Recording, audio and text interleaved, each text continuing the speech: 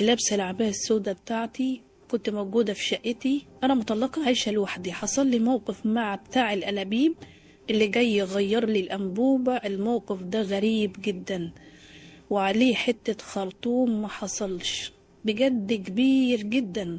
أنا نفسي ما صدقتش، قلت معقولة يحصل لي اللي حصل لي ده؟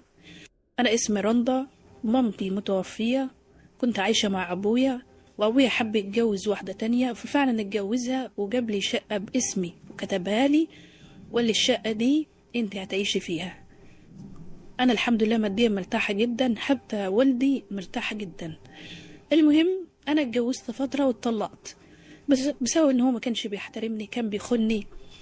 المهم أنا عايشة لوحدي في شقتي، لا بيا ولا عليا. وفجأة الأنبوبة بتاعة البوتاجاز بتاعتي خلصت، كنت عايزة أغيرها.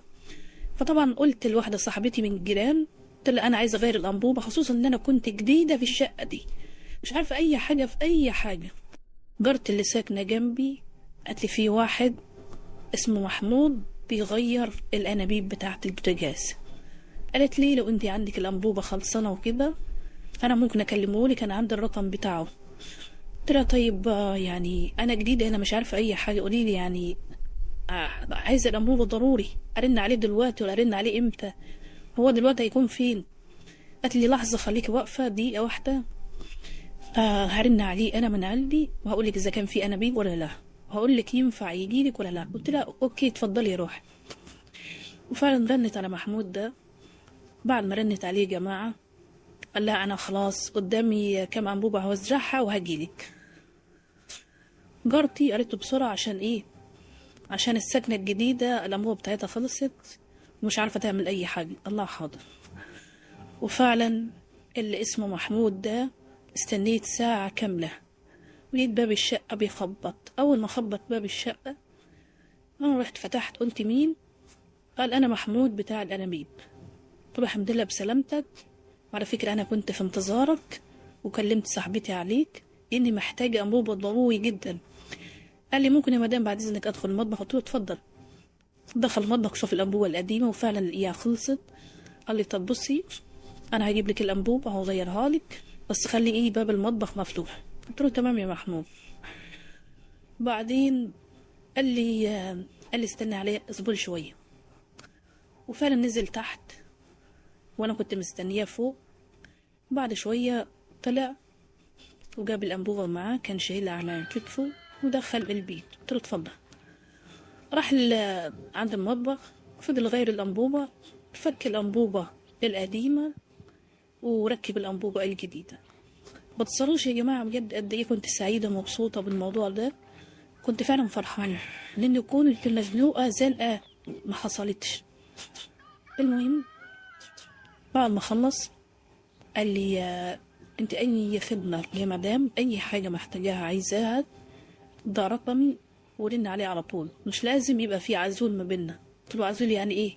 قال لي ولا صاحبتك ولا جارتك ولا اي حاجة، انت عايز اي حاجة اطلبيها بنفسك. قلت له ما حاضر يا محمود. قال لي انا مش عايزك تقولي لي محمود. قلت له امال عايزني اقول لك ايه؟ قال لي قولي لي يا حوده، على اساس ان انا هو عايزني ان انا ادلعه اقول له يا حوده. هو لسه النهارده انا شايفاه متعرفه عليه النهارده، بس هو اللي ركب لي الانبوبه. قلت في نفسي امال لو انا كنت عارفاه مثلا بقالي سنه او سنتين كان عمل ايه؟ المهم قال على فكره انا شغال في الشغلانه دي بقالي 7 سنين. قلت له ربنا يعينك ويساعدك ويقويك. قال لي على الله والله بس بنتعب قوي فيها ومحدش بيقدر. قلت له هتعمل ايه؟ ما هو اكل العيش كده، اللي رماك على المر الامر منه، ومعلش مفيش حد مرتاح في الدنيا دي، ولازم تتعب وتشقى وتجتهد عشان ربنا يوفقك ويكرمك. قال لي بقولك انت انت ارمله ولا مطلقه؟ قلت له مطلقه. قال لي ليه طلقك؟ ده انت بسم الله ما شاء الله عليكي جميله وكلك انوثه، بصراحه يعني اي حد في الدنيا يتمناكي، يتمنى التراب اللي انت بتمشي عليه. قلت له والله يلا كل حاجه في الدنيا دي اسمها نصيب. وبصراحه هو كان مهمني وكان بيخوني وكان معاملته مش كويسه معايا. انا ازاي ملاك جميل زيك المفروض اللي يتجوزه يعامله بكل لين ورقه واحساس ولطافه كده. قلت له يلا مش كله بيفهم، مش كله بيقدر. قال لي لا ان شاء الله ربنا هيوفقك ويكرمك بواحد احسن واجدع منه بمليون مره. قلت له تسلم يا محمود. قال لا قلت لك ايه؟ قلت لك حوده مش محمود. قلت له ماشي يا سيدي حوده. قال لي الله، طالعه من بقي زي العسل والسكر كلمه حوده. قلت له ميرسي ليك. قال لي بص بقى يا ستي، فضل يلمح وفضل يقول كلامه غريب وعجيب. قال لي ان هو كمان مطلق، طلق واحدة يعني كان متجوزها طلقها من 2 سنين ونص، نفسه يتجوز مرة تانية وجرب حظه، وان الوحدة كانت صعبة بالنسبة له. فضل يقول لي يمين شمال شمال يمين، لحد ما شفت حاجات غريبة وعجيبة بدأت تظهر، حاجات غريبة جدا خصوصا من تحت. حسيت ان هو فعلا يعني مش ناوي يجيبها البر. قلت له طيب خلاص يا محمود، عايز حاجة تانية؟ انت طولت قوي هنا يعني، وبابا حد يسأل عليك حد ما يكون محتاج انبوبة ولا؟ قال لي عادي ولا يهمك، انا ما صدقت لقيتك، انت احلى زبونة، انا اروح اركب انابيب عندها.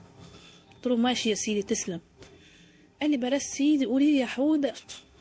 المهم يا جماعة، قال لي نفسي في حاجة. قلت له اتفضل هي ايه؟ قال لي نفسي اشرب كوباية شاي. قلت له حاضر.